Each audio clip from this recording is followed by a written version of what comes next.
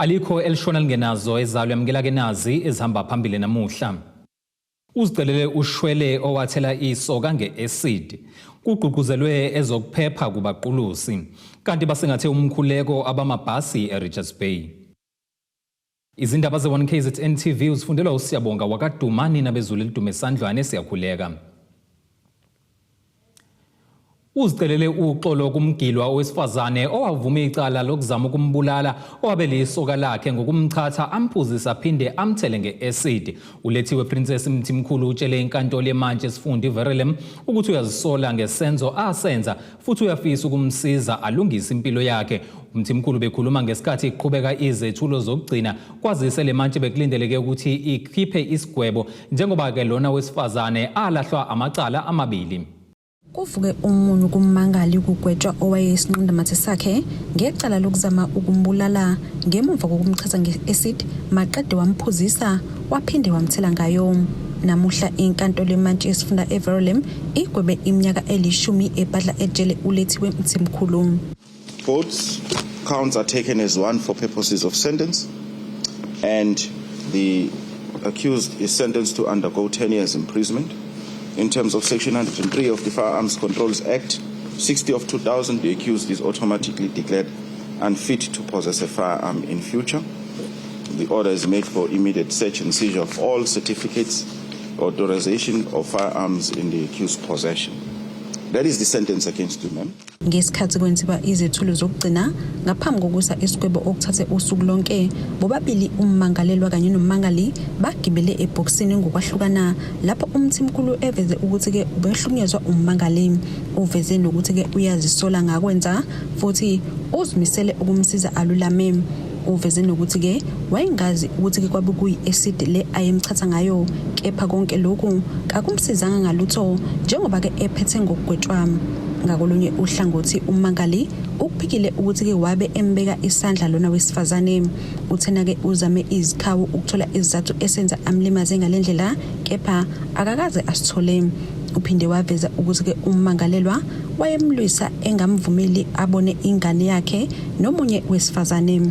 Ummeli wakhe emncingela ukuba ke angagwetshwa kanzima utheke lokhu kungaphazamisa izingane zakhe ezimbili okukhona enonyaka kanye ke enye ikhubazekile.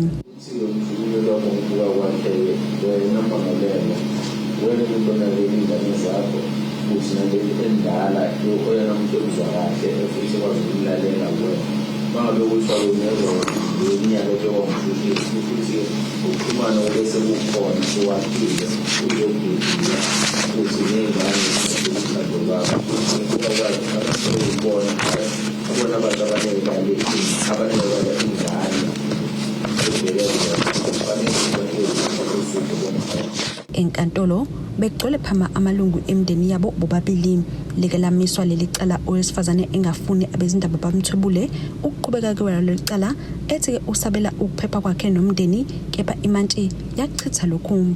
Kuke kwaba nokukhilizisana phakathi kwemndeni yalaba ababili kanti abomndeni kaMmangalelwa bathi ke bayasamukela isigwebo kepha kabeneme kahle ngaso. Yakumukela ke yize ukubona ukuthi uma kuziwa kwabesifazane uthe ukuthamba kakhulu ngoba lengane yayimbulala umshana and okubhlungu nakho konke ayikuveza ukuthi yayimbulalelana ngoba they try all means ukuthi they buy time to make sure ukuthi that acid asemchathise ngayo iyamsebenza ngaphakathi because they drive all the way from Makwaveni bazibeza ngapha off airport and then mabe realize ayisebenzi they caucus and take him back home ukuthi bazama ukuthi iphinde iqhubeke njengoba lishilo nje ijudge ukuthi they tried 3 times ngoba baze bazama ukumphuzisa. Imantshi iwesa isigwebo imchaze njengongathembekile nononya lona wesifazane yathi futhi ke wayekuhlelile akwenza kwazise wayenamathuba amaningi ukuguqula isinqumo sakhe futhi uhlulekile ukuphendula eminye yemibuzo. Eindabeni ze1 KZN TV kubi kuntombi khona mvubu ngiseVerulam eThekwini. Umkhandlu udolobha abaqulusi oholwa imeya uKhehla Mkhwanazi ehambisana nabezokuphepha komgwaqo kanye namaphoyisa banze izivimbamgwaqo ngenhloso yokuqinisekisa ezokuphepha kanye ke nokuthi izimoto ezisemgaqweni ngabe zisesimeni esifanele yini. Lokhu bakwenze njengoba sekusondela amaholidi okuphela konyaka okuyiwona ke avame ukudala isiphithiphithi emgaqweni. Umeya kaMasipala abaqulusi uKhehla Mkhwanazi uthi lokhu kuwuhlelo abalwenza minyaka yonke uma sekusondela izinsuku zamaholidi.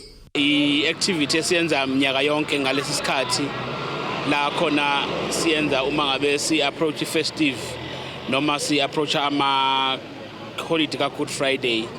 Lapho khona siba semgwaqeni sihlangane na wonke ama-stakeholders akwa-security okuba u-SAPS, kuba u-RTI, kuba u-disaster bese kuba yithimba lethu lamaphoyisa omgwaqo. Kodwa inhloso enkulu kuba si-interacte nabashayeli bey'moto ngokubaluleka kokuziphatha kahle emgwaqeni kakhulukazi ngesikhathi samaholidi ngoba lesi sikhathi sithathwa njengesikhathi esidume ngey'ngozi. Kodwa futhi kakhulu umsakazi nabalaleli into ebaluleke kakhulu la ukusetshenziswa kophuzo oludakayo abantu abashayelayo. Siyaxwayisa kakhulu nakulokho sikhiphe nama-pamphlets axwayisa ngalokho. Kanti iphoyisa lomgwaqo liveza ukuthi zibe mbalwa izimoto ezingahambisananga nemithetho yomgwaqo. Siyazi ukuthi ngasonke isikhathi uma kuza amaholidi amakhulu kuba ney'ngozi ney'nhlekelelo ey'ningi. So ngoba desila sivimba imoto siyi-check ukuthi ke zisemthethweni yini. Kodwa esivimbile zincane ebengekho sesimene esi-right. Lezi ke ebezingekho esimene esi-right ke sikwazile ukuthi ke zichargwe. Kunemoto eyodwa nje etholakele la bengathi ke khona izinto engalungile kuyona ngathi ke kunezinto zokwebiwa phakathi. So amaphoyisa ayithathile ayise police station for uphenyo olusazoqhubeka. Kanti umeya uphinde wadalula ukuba kubalulekile lokhu njengoba kunanemizi yakhelene nemigwaqo.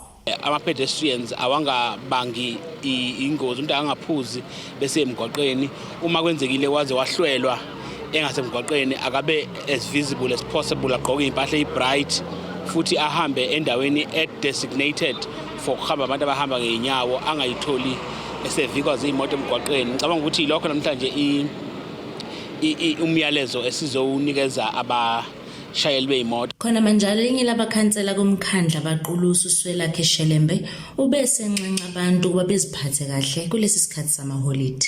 Sibaqwashisa abantu ngobugebengu obuqhubekayo ukuthi sinamalokishi la esiwakhele and ubugebengu obuningi benzeka abanye bephume bomnandeni. Ubugebengu obunye benzeka emakhaya kwaziwa ukuthi abazali basele bodwa abanye. So ke sine challenge enkulu yobugebengu.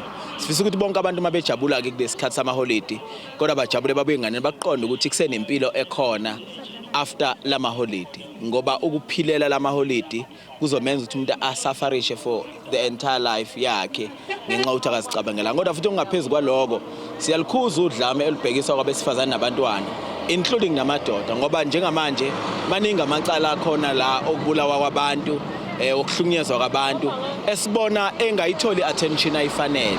Sobekadlala izindabeni ze1 KZN TV ngise-Fryhead. Inkampani yamabhasi iKhwezi ibamba umkhuleko waminyaka yonke lapho besuke bebonga uNkulunkulu ngokubagcina kanye nokubavikela ezingozini. Lowo kobhekelele ukusebenza kwamabhasi kanye nokuxhumanisa umphakathi uLakhi Nxumalo uthi ngalomkhuleko kuningi okuhle sebekuzuzile njengale nkampani ukubuyisa ke uzinzo njengoba ngaphambilini bekunezigameko zokuhlaselwa kwabashayeli babo. Inkampani yamabhasi iKhwezi ibe nomkhuleko wokubonga uNkulunkulu ukusebenza kahle nokubagcina. Lo mkhuleko waminyaka yonke uhlanganisa izisebenzi zenkampani abefundisi behlukene ubuholi bomphakathi ngokwehlukana kwakho. Inhloso enkulu yalo mkhuleko ukunxenxa uNkulunkulu ukuba bavikele ezingozini nokunye kungaba zingqinamba emsebenzini wabo. Sithwala umphakathi sithwala imphefumulo okubiza ukuthi isikhathi esiningi sisondelane noNkulunkulu ukuze yena asikhanyisele indlela kulabantu esibathwalayo. Uyasiswa ke ndodakazi ngoba lamabhasi njengoba niwabona nje ingozi ifela kancane kakhulu kuona.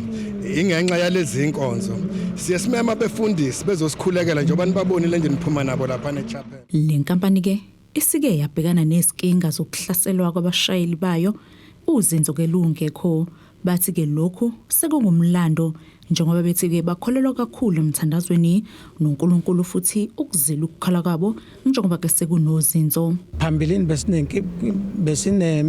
nenkinga enkulu yokulinyazwa kwabashayeli bethu, kodwa ngenxa yokuhlala emkhulekweni nokuthemba uNkulunkulu sikwazile ukuthi mase ukugwemeka lokho sesicabanga sesithatha iminyaka ecishe emibili kuyaphezulu. Abantu asebehamba ngokugula nje okujwayelekile, nalokho futhi ngoba sinomkhuleko sizama khona ukuthi kunciphe nakhona lokho ke sithathe unyaka nje ukuthi akwenzeka ngalutho ngenxa yokuthemba uNkulunkulu. Asisho ukuthi sinqabile nabantu bakaNkulunkulu, kodwa sikuyisifiso sethu ukuthi sisebenze. Babongeke ukubambisana okuhle phakathi kwalenkampani kanye nobuholi bomphakathi kuhlanganisa amakhosi kanye namakhansela. Ukubambisana kwethu namakhosi onke esebenza ngaphansi kwaso kuhle kakhulu, ngoba ngenyanga kuyenzeka bese inkosini ethile siyokhuluma nabo. Okunye ke bese masibuya emphakathini sijayela ukuhlangana la nama ward committee asuke ephuma kuma wards ahlukene, sikwazi ukukhuluma nawo besidlulisele emphakathini. Bephinde futhi uma kukhona ababona ukuthi asikwenzi kahle besithumelele sikulungise masibona ukuthi kuyikhona khona. Sisebenzisana kahle nomphakathi naye nemboni le yamatekisi, siyasebenzisana kahle kakhulu nayo. Uma kunenkinga siyathintana ngoba kusemgwaqeni sikhulumisane, uma kufanele lapho kulashwa kanjani sisebenzisana kahle kakhulu nabo ngaphansi kobuholi la ekhingcetshwayo kuthiwa uMduma Khunga, basebenzisa kahle kabi onke association abakhona. Lesigezi ndabasi 1 KZN TV ngingusamukeliso Nqulunga ngiseRichards Bay. Inkosi yesizwe sasenhlangwini Highflat ogwini oluselingizimo nesifundazwe KwaZulu-Natal, inkosi uNgqalabutho Dlamini, ithi likhulu iqhaza elabanjwa izinduna ekwakhiweni komkhandlu wenkosi. Lokhu ke ikuveze ngesikhathi ibonge iqhaza elabanjwa izinduna kanye namaphoyisa enkosi ekusebenzeni komkhandlu wenkosi.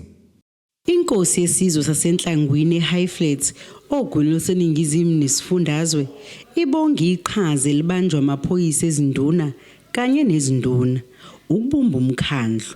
Ithi inkulu indima edlalwa amaphoyisa ezinduna kanye nezinduna ukudlulisa umyalezo esizweni nokuxazulula izinselelo eziqhamukayo.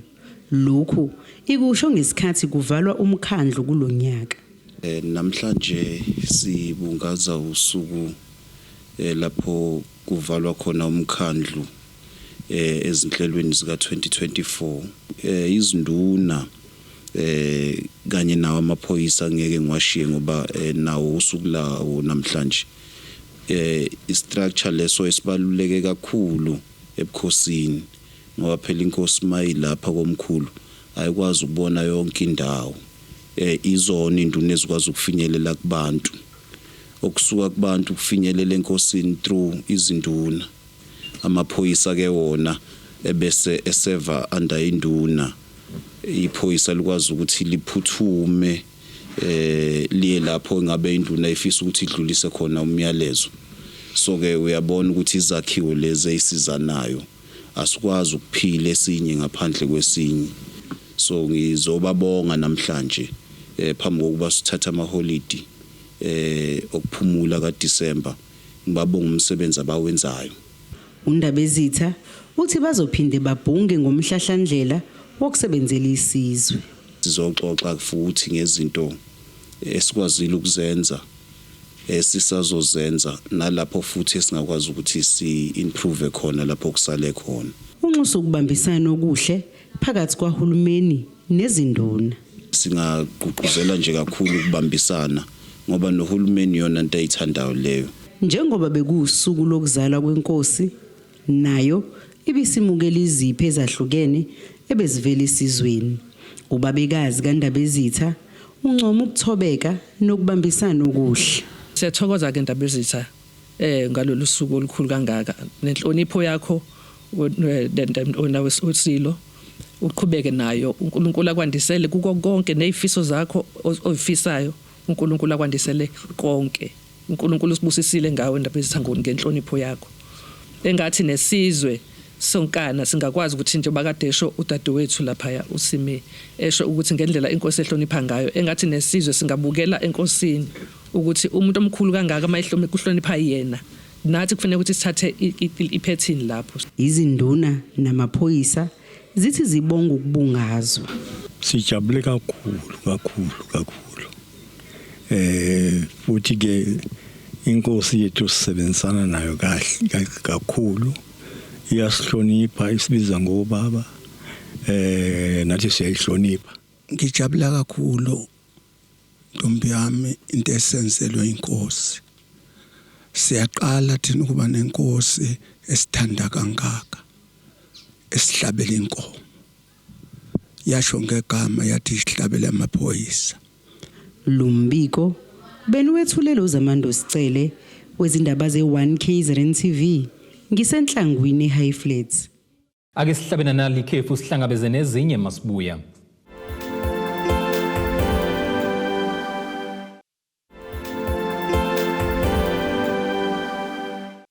Asikubingelele siphinde sikwamukele ukuthi ke usanda kubukela izindaba zethu nazi izihloko ezihamba phambili namhlanje.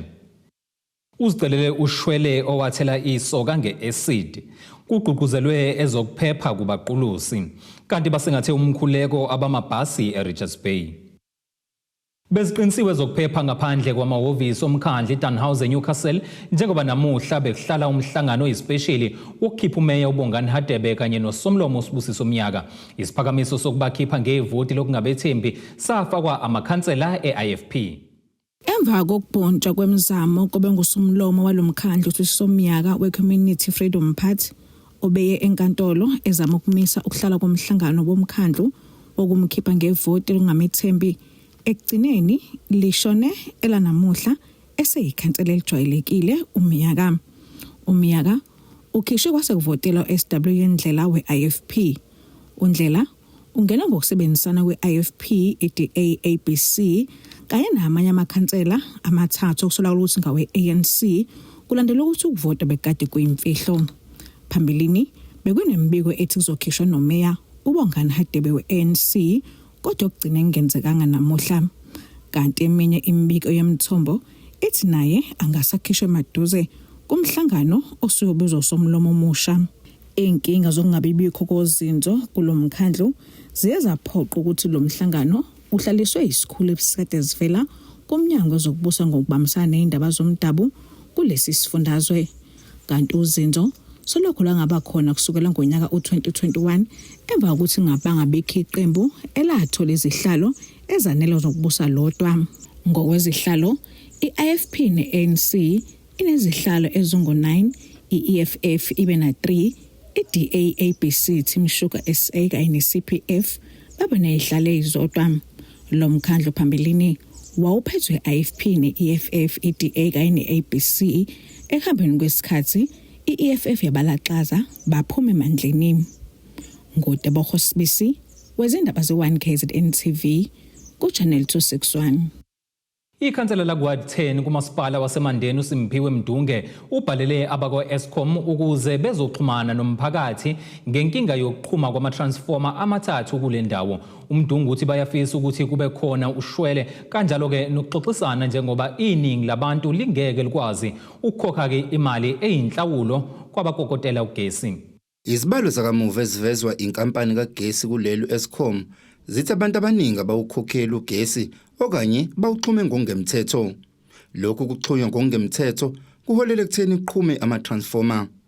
Muva nje umphakathi wakuWard 10 eMandeni uqhunyelwe amatransformer amathathu kanti amalungu omphakathi akule ndawo asikhalelile kwaba-Eskom ecela ushwele. Into esingayicela ku-Eskom since sinawo lana sicelile ukuthi kuningi vele ukona njengoba ku-transformer 45 nje ngekuona mina imisi bathi i77 shuthi u7 kuphela wabantu abakhokhayo kulabo abantu abawu77 shuthi wonke u70 lona awukhokhi. Asikwazi ke ukuthi sigqibe ukona kwethu since sonile siyacela kona ukuthi bakwazi ukusondela ngithina ukuze sikwazi ukuthi silungise lapha esona khona. Since ugesi ungekho sinenkinga eningi ezenzakalile lapha. Kunabantwana abafundayo iPrimary High School. zothula ezikole ugesi awukho asinawo even ngisho amaklasi ebusuku kumanje abantwana bethu angeke baze baphasa so besicela uEskom uze kuthina usifale transformer then from January bese siyabe sisebenzisana nabo sithola igubhu ezintsha but ugesi ubunjani ube ukhanya konje manje kunzima since ugesi ungekho seshonela abantu abaningi lapha abadla imithi ehlala kuma fridge then kunabantwana abaningi abadlengulwe igebengu zingena ngemnyama zedlengula ingane zethu kulahleke yonke into so siyacela uEskom ukuthi usisize siyavuma siropela ugesi party ke ngoJanuary from kuyale ku December siyawukhokhela ugesi party siyabacela sidinga nje only itransformer kubona nakuba beze bafika bakwa Eskom kule ndawo babhalelwe ikhansela kule ward uSimphiwe Mdunge ngoba ebona isimo somphakathi njoba iningi lawo lingasebenzi empeleni umuntu ubebhalela ioffice lika minister la kazwelonke likagesi ukuthi alekelele umphakathi wethu waqhunyelwa ama transformer amathathu sekunesikhathi eside ke uhlelo bomnyameni sasezama ukuyicelela ushweleke ukuthi uminister ke asilekelele ube sethumela ithimba ke la Eskom ukuzozwa ukuthi emphakathini ngabe umphakathi omi kanjani kuyavela ke emphakathini ukuthi umphakathi wethu umphakathi ongaxoshi indawo uMdunge uthi balishumela mihla namalanga ivangeli lokuba kuthengwe ugesi kodwa ngenxa yokudonsa kanzima kwabanye abantu emphakathini bagcina bephoqeleka ukuthi bawuxhume ngokungemthetho ivangeli liyashunyalwa ivangeli ukuthi kubalekile ukuthi abantu bayothenga ugesi lelo ke into esingeke siphike abantu uyabachazela asacela ugesi usuthenge kodwa kusho khona ukuthi ke isimo esiphila kuso uyakhumbula umsakazo ukuthi sisaphusuka entweni yeCovid-19 lo mphakathi sekuphela izinyanga eziyisithupha ungenawo ugesi kanti abakwa Eskom bafuna inhlawulo ezindabeni ze1 KZN TV kubika uThabani Maphumulo eMandeni. Iqembu lezepolitiki National Community Liberation lithi ke kubalekile ukwesekwa kwezinhlangano ezingenzi inzuzo ikakhulukazi lezo ezisebenza ukuthuthukisa amakhono abantu lokhu ke kusho uhlalwa leli qembu Mandla Nxumalo ngenkathi beyokweseka umcimbi wokuvalwa konyaka wenhlangano engenzi inzuzo izamokuhle esendaweni yakwaNomathiya kwaSomkhele eMtubatuba. Iqembu leNational Community Liberation lithi liyakholelwa kakhulu kwizinhlangano ezingenzi inzuzo zomphakathi ezigxile kwemisebenzi yezandla. Leli qembu lithembise ukuyeseka le nhlangano engenzi inzuzo yabesifazane izamokuhle ngezinsiza ezidingayo ukuze iqhube umsebenzi wayo wokuthunga ngempumelelo. Sikuthatheke kwaba umsebenzi wethu ukuthi sithola indlela yokulekelela abantu kuma skills emsebenzini yezandla ukuze kusasa bekwazi ukuyiqasha bona, bekwazi ukulelekelela nabanye, bekwazi nokuyiphilisa. Now namhlanje sikuphi? Namhlanje sila sizolekelela iNGO izamokuhle sizoyilekelela sisemcimbini wabantu abadala la abavaleliswa khona sibapha izipho ogogo nomkhulu yebo nabantu abasha bakhona. Sikwenza lokhu singabheke enkokhelo, sikwenza sisebenzele umphakathi ngoba siyakholelwa kubo. Ziningi izinto esesikhulumile nabo ukuthi sizokubalekelela sobalekelela ngamakhono zoba nawo ama training esobapha wona free of charge ukuze bekwazi ukuyiphilisa bekwazi ukuzondla. Leli qembu linekelekele inhlangano ngemshini yokusheka kushukela kwamanye amalungu alenhlangano asekhulile. Kanti le nhlangano izamokuhle inxusana noma ubani ongaba umsamari olungileyo ukuba yakheleke indawo yokusebenzela ukuze ukwazi ukuqhubeka komsebenzi wayo. Esifisa ukusizwa kukho sinawo umhlaba kodwa asinaso isakhiwo la esisebenzela khona. Sisebenzela egarage, sibaningi singomama, senza amacansi, siyathunga, siyabhonqa, senza ubuhlali kodwa into enkulu kakhulu singomama basezamokuhle Ward 9 asinayo isakhiwo. Umhlaba ukhona kodwa isakhiwo asinaso ngangokuthi umama lo usicuphisile egarage lakhe kakhulukazi nje sicela isakhiwo ukuthi sikhona ukuthi sisebenzele into yethu ibe yinhle kakhulu. Uma ungenzeka la kwaNomathiya besilekelele ukuthi besakhele indawo nalabo mama kube khona esukubeka lapho kungathengeka khona kule ndawo. Amanye amalungu omphakathi anxuseke abantu abasha ukuba ke besikiphethini kulenhlangano bezibandakanye kwimisebenzi yezandla njengoba iningizimu Afrika kweseleka amathuba omsebenzi. Lento eyenziwe yilabo mama basozama ukudla inhle kakhulu ekubeni thina iyouth asikhona ukwenza lezi zinto ezenziwa labo mama. So bengifisa mina iyouth ukuthi ibonele kulabantu abadala ukuthi umsebenzi wezandla ubalekile. Bengahlala etradini namba abantu abadala sebekhonile ukuthola ukusebenzisa izandla zabo. Ezindabeni ze1KZN TV kube inkosi enhle Mthembu kwaNomathiya eMtubatuba. Ake sihlabena nali ikhefu sihlangabeze nezinye masibuya.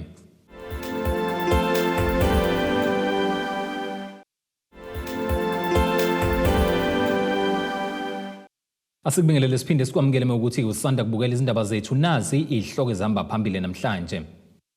Uzicelele ushwele owathela isoka ngeacid kugqugquzelwe ezokuphepha kubaqulusi kanti basengathe umkhuleko abamabhasi eRichards Bay. Ake sikubhekele ngosini yezomnotho.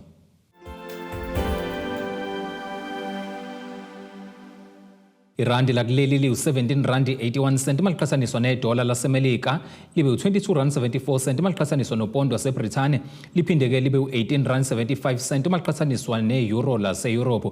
Igolide ke lona lingu $2686 71 cents i-ounce kuthuwelo ngahluziwe uba $122 1 cent umphongolo.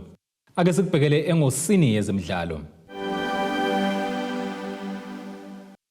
Siyaqhubeka isibalo sabaqeqeshi abashiya amaqembu abo kubhethwe Premiership abathandi bebhola basale beshaqekile ngenkathi Mamelodi Sundowns imemezela ukuxoshwa kwamanqoba mnqithi uWendell Robinson kanye noRomain Folz. Leli qembu ke lethule uMiguel Cardoso wasePortugal njengomqeqeshi omusha kanye nethimba lakhe. Ngakolunye uhlangothi nomqeqeshi weGolden Arrows uMabhuti Khanyeza uveze incwadi yokwesula kuleli qembu laseLemontville. Ake sikubhekele isimo sezulu esingalindeleka.